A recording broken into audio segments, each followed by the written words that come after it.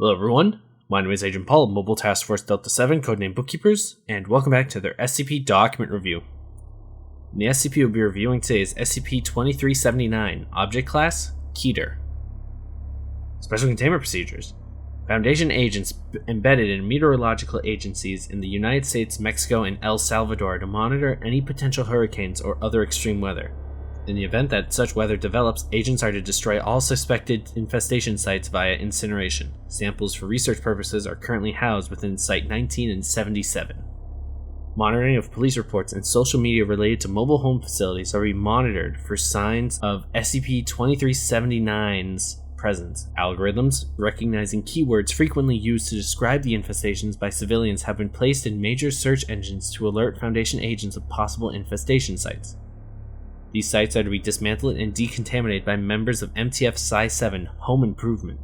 Any advanced infestations of SCP-2379 are to be destroyed via aerial incineration. Due to the ongoing presence of the infestations across multiple jurisdictions, agents operating in these areas must be prepared to enact basic containment of SCP-2379 and prepare them to be decontaminated.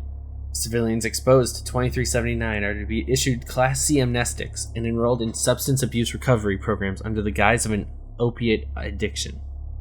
Description: SCP-2379 is an anomalous species of fungus found primarily around population centers within North America. Instances of SCP-2379 most frequently resemble mobile homes, but other instances resembling mother-in-law cottages and rows of portable toilets have been discovered. Additional growths resembling lawn ornaments, welcome mats, and crude humanoid figures have been documented. When subjected to hurricane force winds or similar weather conditions, SCP-2379 structures will dissociate and produce several hundred spores. Approximately 3% of these will survive and reach their maturity within 24 hours of germinating. Mature instances of SCP-2379 are hollow, with test subjects describing the floors and walls as spongy. Occasionally, growths resembling tables, chairs, and kitchen sets are produced, although these are usually crude and unconvincing. Instances of SCP-2379 are fully mobile, using groups of small mycelium bundles to move. In order to entice an inhabitant, SCP-2379 will begin to produce an aerosol which will induce euphoria in exposed subjects. The gas has addictive properties, and subjects affected by it are susceptible to suggestion and have difficulty with motor coordination. This effect is more pronounced in elderly subjects affected by SCP-2379. It has been documented as affecting individuals up to 4 kilometers away from the infestation.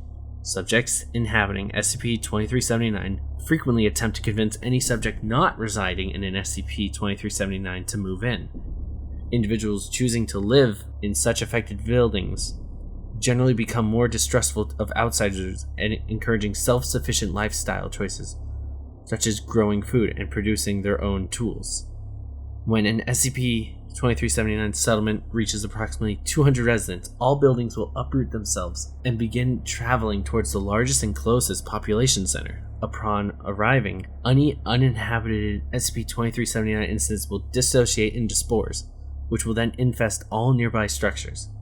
These buildings will be disassembled by fibrous fungus, and the materials apparently used to produce more complex structures, such as hotels, motels, boarding homes, condominiums, and small businesses with residences. Eventually, the individual SCP instances will interconnect with one another and form an insular system.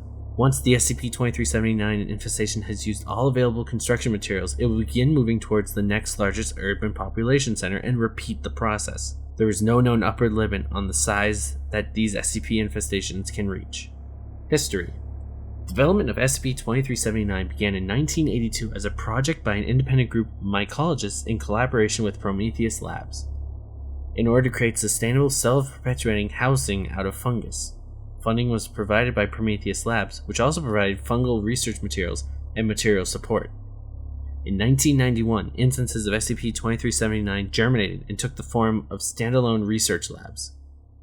After several fatalities, Prometheus Labs attempted to evacuate the facility. This was unsuccessful due to resistance from the staff members, and it is believed that their behavior was influenced due to their long-term exposure to SCP-2379. Prometheus Labs personnel destroyed all infested materials via incineration and detained the resisting staff members. The Foundation became aware of Prometheus's connection to SCP-2379 after that company's collapse, and is currently investigating the location of several of the associated researchers. It is believed that the current presence of SCP-2379 in the wild is due to an outside party obtaining samples of SCP-2379 after Prometheus Labs collapsed. Well, everyone, that's it for this week's document review. Thank you so much for listening or watching, and my name is Agent Paul of MTF Delta 7, and I'll see you next week with another document review. Bye.